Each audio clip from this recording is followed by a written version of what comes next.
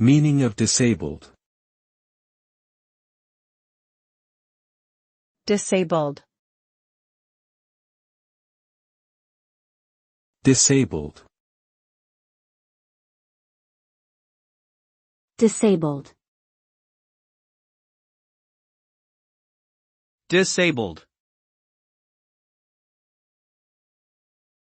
The term disabled is used to describe a person or group of people who have physical, mental, or sensory impairments which may hinder their ability to perform certain tasks or activities. Disabilities can be temporary or permanent and can range from mild to severe.